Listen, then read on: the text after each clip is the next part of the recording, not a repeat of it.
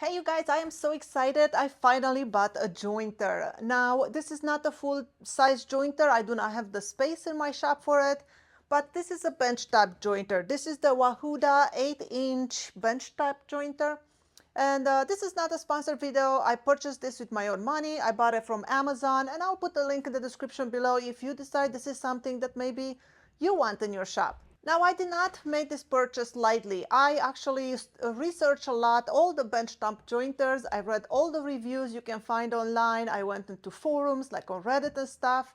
And I saw what people like and what they don't like, what you should look for in a jointer, because I've never owned one before, so I didn't know what to look for.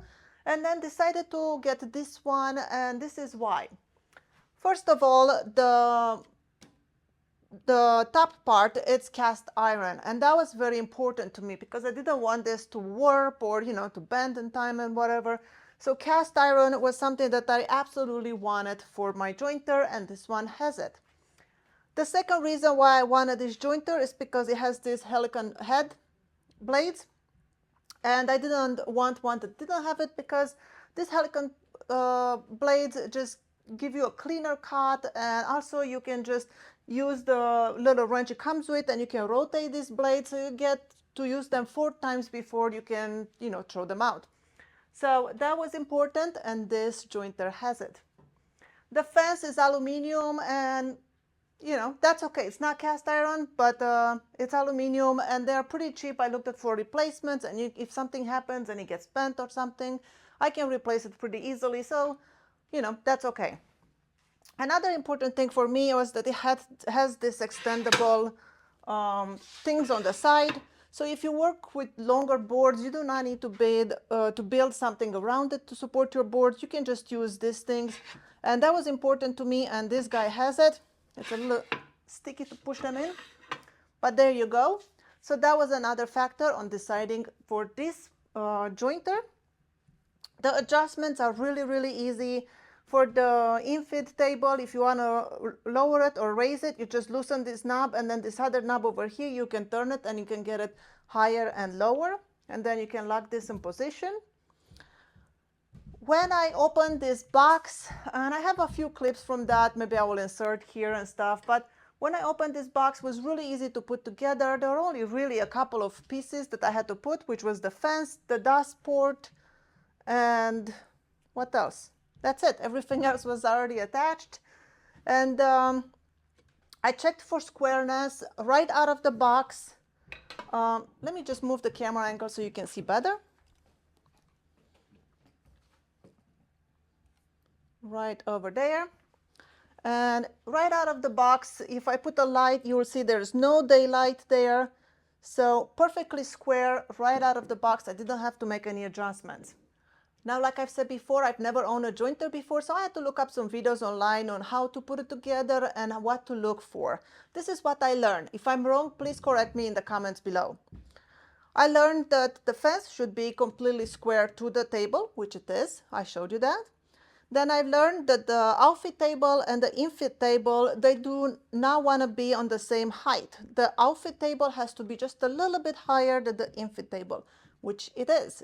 Like I showed you, it's really easy to adjust with just these 2 knobs. Now, I also checked to make sure that my outfit and the infit table, they are completely straight, which they were right out of the box. And if they are not, you can adjust them with their like little screws right here under these little tabs.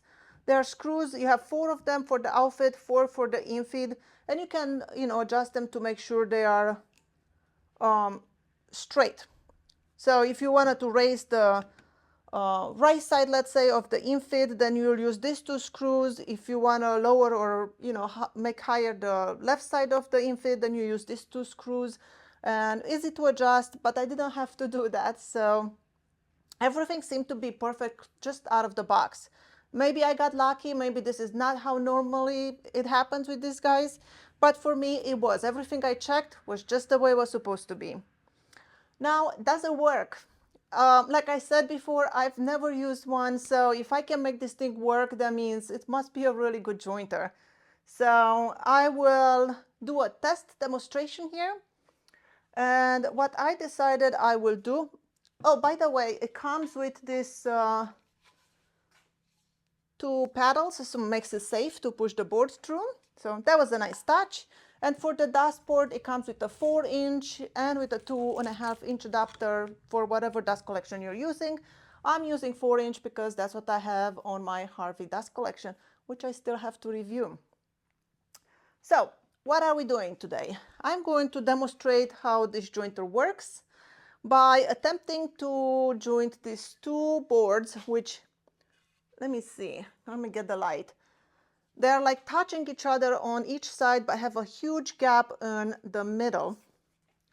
So if I would make a carding board, this would just not work because look how much daylight is there. You see the big gap? So I'm going to try to join this to see if we can get a good joint line. Again, this is the gap that we have. Can you see? I can't tell if you can see or not. There you go, big gap in the middle. So how will I do this? Well, first of all, I'm not sure these boards are, straight on the face. So I'm gonna run the faces in just like 1 or 2 times. I have mine set to take very small passes, like 1/32 of an inch. So I am going to run the faces a couple of times, and then I'm going to run the edges that are on the inside, see if we can get a good glue line. So first of all, I am going to mark the parts I'm trying to join, just so I know. All right, there you go. I made some lines. Those are my lines.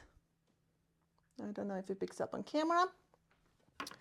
So I'm gonna run the boards like this, then I'm gonna stand them up on the fence, run them like that, and see if we can make them go together nicely.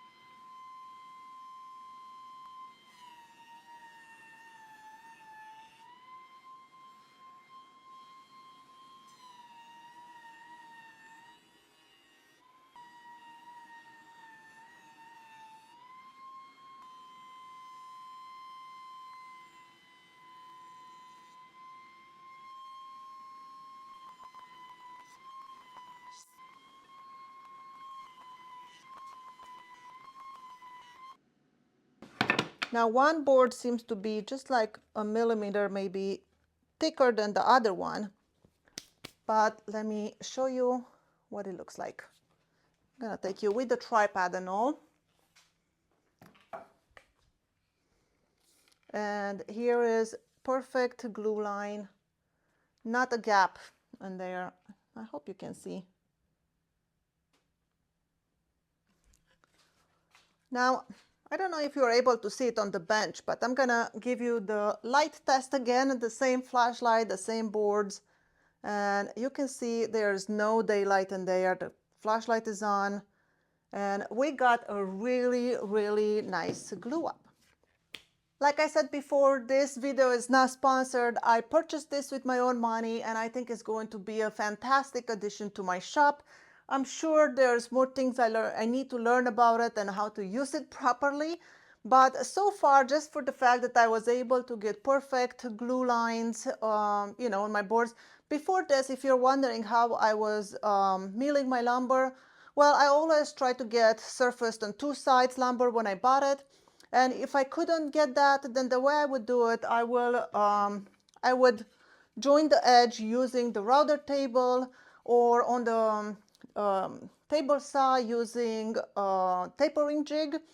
But my biggest problem was always face joining. And I know you can do it with a planer and a sled, and I do have a sled, and I've tried it with the shims and all that, but it was just never perfect. It always gave me trouble, and it was a lot less than perfect. But now I'm happy I will finally be able to mill my lumber, and hopefully this is going to improve my woodworking journey. I hope this was helpful to you and you learned something new. Thank you so much for watching. My name is Skylar Ewing, and I'll see you in my next video.